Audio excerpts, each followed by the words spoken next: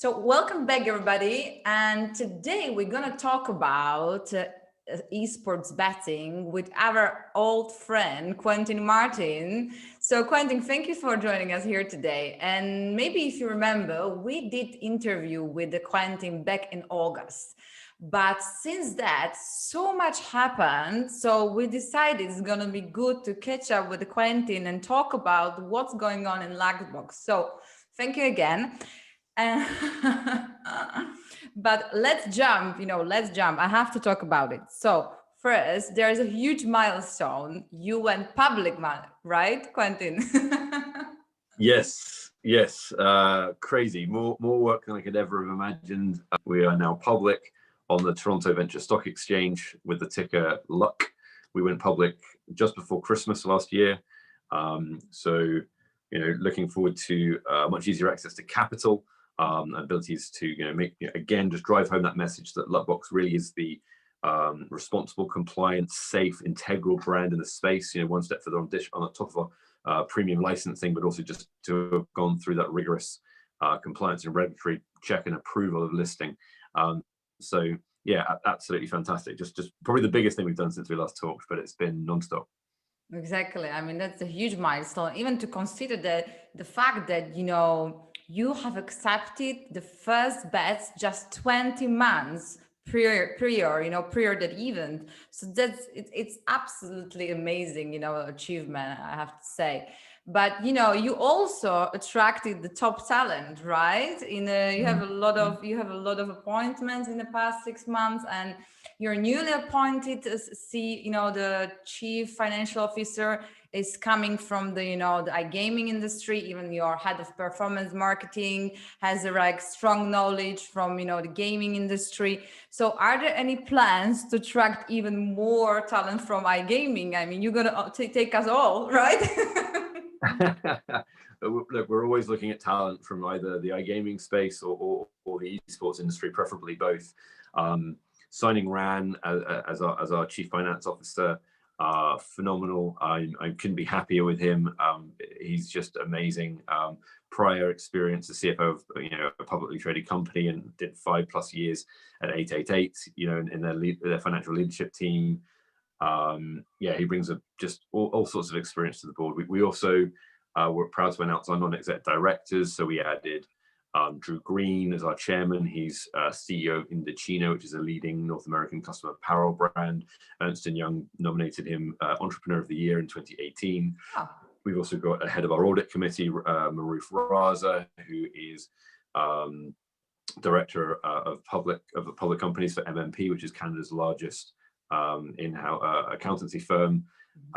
Also, sits on the board of 2 TSX listed companies, and finally Lloyd Melnick, who was a former manager of mine and mentor. He's executive vice president of VGW, which is a multi-billion-dollar private social casino company. So really bring that experience from the gambling space, from the gaming space, but also the corporate governance and financial governance that was really needed to be public. And we're only the third public company globally in the esports betting space, and the only one that is a pure play esports betting focused brand. And I'd love to give you a couple of. I think we'll fill about 3 new roles today from the state of my inbox. So seriously? I will tease that. I will tease that that's happening, but I can't tease what it is until we make any announcements about it. But yeah, it's good. So in next days, maybe even when this interview is gonna be released, so we're gonna know. I mean, your James were hinting that the following weeks will be surprising, and there will be a lot of announcements, right? Yeah, I mean, look, it's really, if you think about the esports calendar, Katowice, IEM Katowice is coming up later this month. It's the first and biggest esports tournament of the year, and we're taking advantage of some of the capital that we raised over the last year, and really getting to grips and doing marketing for the first time at scale. So I hope the next few weeks are exciting. And talking about heavyweight talent, you certainly attracted in the past 6 months. How is the company's culture? I mean, how you know, like let us to enter your office, you know, like what it feels like to work for Luckbox. So I mean, right now my office is my attic because we've been working remote since March last year. But look, the culture is something that I think it might be the thing that I'm proudest about most about Luckbox. It's a very lean company still. There's no bureaucracy or you know, over the top processes or sign offs. It's so everyone knows everybody. We all do. We're running around wearing multiple hats. No one says, no, I can't do that. That's not on my job description. It's just that needs doing. All right, let's make it happen. It's a very young company, and I don't mean that from an age perspective. I mean it from an attitude perspective. There's the belief that we can take over the world, that we can be number one, that everybody at the company from the ground up can influence and impact. It's a very modern tech company. You know, again, when COVID happened, we all went remote without dropping an eyelid. In fact, productivity may have even increased because we were all just used to, you know, Zoom meetings or Google Hangouts and working collaboratively online. And I've lost track of how many countries we've got employees and contractors in, but it really is, I don't know, 7 or 8 across multiple time zones around the world. So it really is international and vibrant. And we've got a culture of, you know, kind of complete flexibility and trust where, you know, as long as people do get their job done and they show up for the meetings and the time zones that they need to be in on, they can work from anywhere, they can work whenever they like. You know, so I just think that there shouldn't be barriers to your personal life or to work because you need to punch a 9 to 5 in the office. So yeah, I think the culture is pretty awesome. Yeah, I assume that because, you know, all people from the structure, from the Luckbox structure I talk, they seem to be very happy, you know, in their job. So that's always nice to see. But we talked about people, but let's talk about also the rollout of the new products. So how did you improve your platform functionality in those, you know, let's say those 6 months? And are you planning to add some new features, for example? So yeah, so you know, in addition to going public, and you know, everyone was working nonstop on improving the product. So we also signed and went live with Income Access, so one of the iGaming's largest affiliate platforms, which is really going to be a key part of our user acquisition growth strategy going forward. We implemented an in-house free bets feature, which is to completely provide custom free bets for any market to any player as a, you know, way to reward and incentivize our users. And yesterday we announced the full rollout of traditional sports betting as well. So in addition to betting on 13 esports titles and with more esports content and markets and matches than anybody else in the space, we also rolled out the ability to bet on practically every sport around. So over 105 sports. I think I've lost track. I think it's about 80,000 plus matches a month and, you know, in play. And so, yeah, you know, things haven't slowed down there. And, you know, look, we've got an in-house team working around the clock on this. So, you know, this is just going to continue for the weeks and months to come. You know, I think the only thing that we've made public is that we intend to, you know, add casino to our product suite as well, some point this year. Yeah, cool. I mean, I was going to ask on that because you just announced it yesterday, your partnership with Evermatrix, and you know, you did it right just before, you know, time, you know, before Super Bowl, right? So... Yeah, absolutely. In time for Super Bowl, the Australian Open for tennis next week, closer to home, the Six Nations in rugby, not to mention the NBA going on the whole time. So, you know, essentially, if you think of the traditional gambling industry, their model, the way it works is they acquire traffic through and users through lower cost per acquisition channels. So bingo, poker, but primarily traditional sports, because, you know, you have events going on every week, etc. And then once they've got them into their ecosystem, they cross-sell them between those products, but also primarily to casino or slots, where, you know, you make 5 to 10 times the average lifetime value per user, but it costs a lot more to acquire. So we're replicating the same industry business model at Luckbox. We're going to acquire through esports betting, which is our brand, our ability to acquire and retain and monetize the under 40 gambler, which the rest of the space generally really struggles at. once we've acquired them through esports betting and Luckbox, we're going to cross-sell them so they can also bet on traditional sports and upsell them later on to casino once we've got that product. And really, my favorite style, I think I shared it with you before, but 18 to 25-year-olds watch, not play, watch more computer games than traditional sports.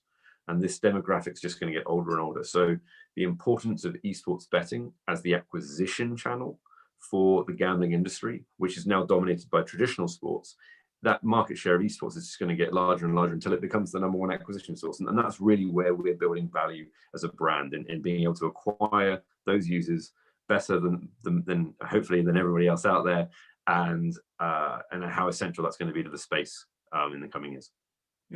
I personally really agree what you said, but there are many who maybe doubt the way the acquisition way you get those esports bettors, and then how you get them into the traditional sports or vice versa. So what's been the experience, your real experience you see from the data, like is it easy to convert the esports better to traditional, or from traditional to esports? Well, I mean, converting implies we force them against their will almost, but I think that it's kind of part of human nature. I mean, I remember when I was working at PokerStars and we added casino, and everyone was really skeptical. Oh no, poker players won't want to play slots, but no, I don't know if that data is public now, but a substantial percentage voluntarily moved over and had a great time playing in the casino elements of the product. I've seen the same things in our competitors, and I expect to see the same things in Luckbox. We've already seen, while our sports was in soft launch, that there was a lot of very natural overlap between the user bases. Research in the space shows that upwards of 90% of esports bettors also like to place bets on professional sports or traditional sports. I saw a stat a while ago that Counter-Strike players have also watch football, 60% of them, something along those lines. So yeah, it's very natural, and we just want to make sure that we provide a quality user experience. And again, they come to Luckbox because they appreciate how much we cater for their esports needs. But while they're there, let's put a bet on the Super Bowl. Let's maybe make a combo bet, or see what we really want to do. And we just want to make sure that we just provide the best experience that we can for our users, and that it's working so far. It's cool. And talking about the titles, so which are still dominating the titles as a Counter-Strike, or is it changed? Like those titles where you see the most placed bets. Sure. So the big three, Counter-Strike, League of Legends, and Dota 2, they still make up 90+% of the betting industry. And that's for us, for our competitors, pretty much. Now, the exact ratio of those three changes depending on region. Europe's much more Counter-Strike dominated, Asia's much more League of Legends dominated, etc. But yeah, they make up the largest. Valorant's getting their tournament scene coming, and we'll be offering bets there and looking to see how they. Hopefully, we'll be launching Valorant at some point in the future. And we'll wait and see. But honestly, I think those big three will continue to dominate for several years to come, because it takes a while to build franchises and teams and heroes and really get a following. So, but yeah, it's we make sure that we continue to increase the gap between us and our competitors with making sure we just do esports better than anyone else. You do, Quentin. I mean, you're just proving it, with this catch up. But well, it looks like that this year is a big year for esports betting, as it was, the last one. But it's been highlighting especially interest from various investors, right? I mean, we could see it, all 2020, and even the beginning of this year. There's a huge interest from the investors. So what are you predicting for this year when it comes to esports betting? Like, what kind of trends are you predicting? Maybe even the titles you think that going to gain the success? Sure. So let's just touch on that first one, the investor interest in the space. Mark Cuban's heavily invested in the space. David Beckham just launched his Guild Esports. Guild Esports, right? Yeah, and when you look at comparables out there, Fans Unite that are listed on the CSE, they've just managed to raise something in excess of 10 million. Enthusiast Gaming, EGLX, raised over 50 million. And if you look at these market valuations, Fans United's valued at around 150 million. This is Canadian. You've got Vi.gg or GMBL sit on the Nasdaq, valued at 120 million.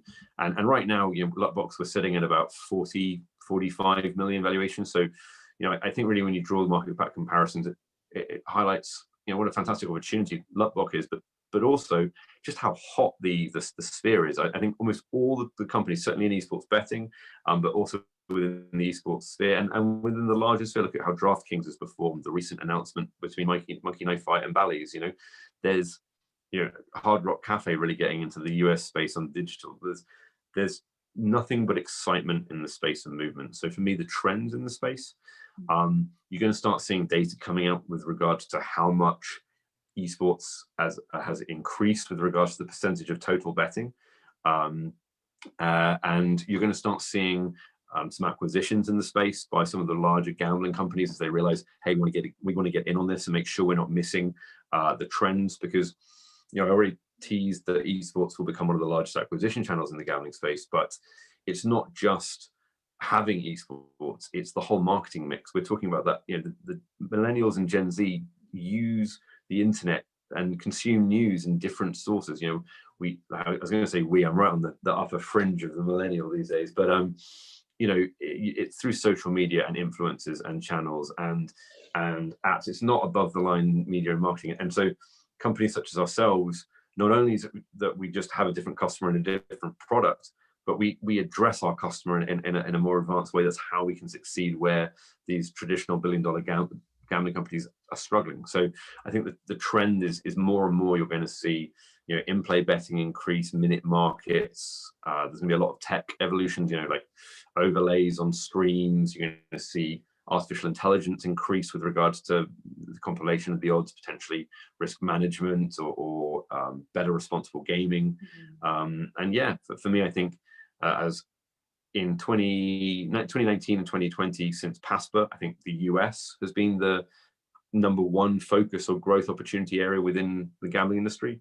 I think #2 has been esports. And I think what we'll see is esports growing into the #1 opportunity this year and next. And look, hopefully the world is going to do a good job of keeping COVID under control. But if it sadly doesn't, esports are fantastically well placed to continue being digital, continue holding to tournaments. So, it's also a bit of a safe bet as well, sadly. But look, the traditional sports, they're doing a pretty good job of it at the moment. So, let's hope. Yeah, exactly. I mean, we would be very happy to see those newly built arenas full, those newly built esports arenas. And there are so many news, the infrastructures and the buildings and arenas all over the world, in the US and Asia, and they are waiting, even in Germany, and they are waiting for people, right? But they're still managing quite well. And I have to use the fact that you're based in Isle of Man. And you are corona-free, Quentin. I heard that Isle of Man was trending recently. Yeah, as of Monday. So we came out of we were corona-free for 6 months last year, at the end of last year, and then we had a few community cases. The government reacted very, very well. Basically, shut the island down into a circuit breaker lockdown, and it only lasted 3 or 4 weeks, and we've had no COVID cases now for 2 or 3 weeks. And apart from the borders being mostly shut, we can live. We're so privileged and can live. We don't need masks. We don't need social distancing. And I was I was eating wings and drinking beer with friends down the pub last night. So it's lucky you. Lucky. 100. I'm an absolute luckbox. Right, there we go. Let's take it there. People in the Luckbox are lucky, let's say it like that, and around the island. But there are so many recently there in Isle of Man. There is really doing great job recently. There are so many companies actually who are basing their infrastructures over there. I think even the esports one, right? They're starting to, and in iGaming, you've got Microgaming, Playtech, the Stars Group, plus a lot of the smaller companies, not just Luckbox. Some of our direct rivals our 2 largest are probably licensed on the Isle of Man as well. it really is, not only is it a beautiful place with a high quality of life, no commute, great tax, but right now we're just really lucky to not have COVID. So there's a reason that real estate prices are going up at the moment, because people are looking to immigrate. That's right. But talking, to go back to Luckbox. So let me ask you the last question, Linda. So what's the future holds for the Luckbox? Let me tell you what's going to happen in next 6 months. So I'm going to have always this, these videos to see if it's really happen.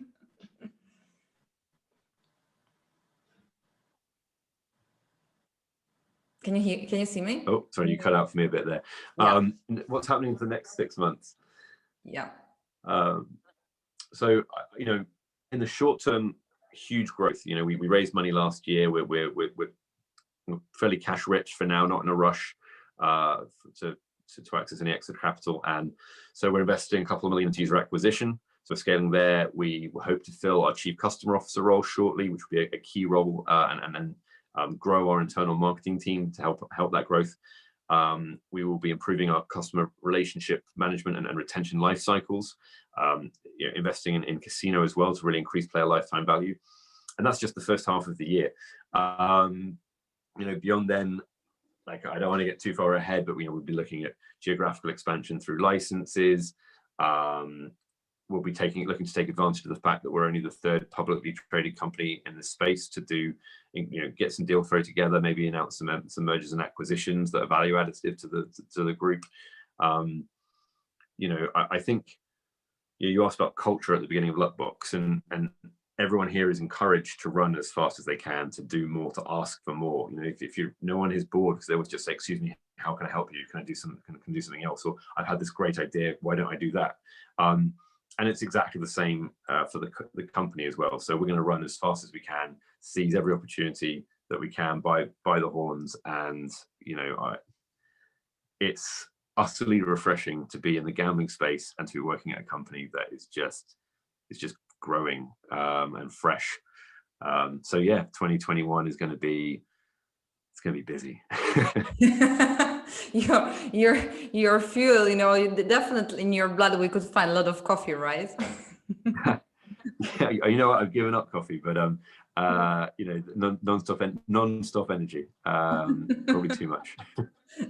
Well, Quentin, thank you so much for this catch up. It was really a pleasure. It's always a pleasure to talk to you, and it's always a pleasure to talk with anyone from the Luckbox. And we are a huge fan, and we have been following the Luckbox since the launch, and it is fair to say it's been dramatic success, and I'm quite sure that it will continue to be huge success, and you're going to win a lot of awards, and you're going to expand all over the world.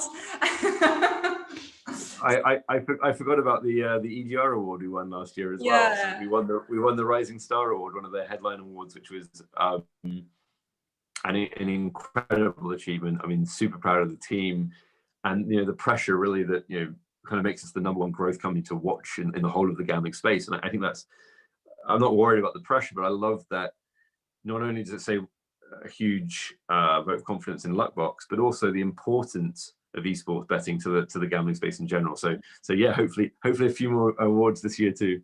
You actually exactly said what I was thinking about, because I'm coming from the gambling industry, and as a marketing executive who worked in this industry for 7 years, I was working in this industry for 7 years. I've been on many EGR awards, and about lotto ceremonies, even prior to COVID-19. And it's so refreshing to see you guys from the esports sphere, to mingling there. So it's not just the gambling people every single year. So it's pleasure to see that those, the trends are changing, and the esport is gaining, their momentum and the space also within the gambling industry. Yeah. So yeah. I kind of said it for you. So Quentin, thank you so much, and have a great day. Simona, thanks so much. Ciao.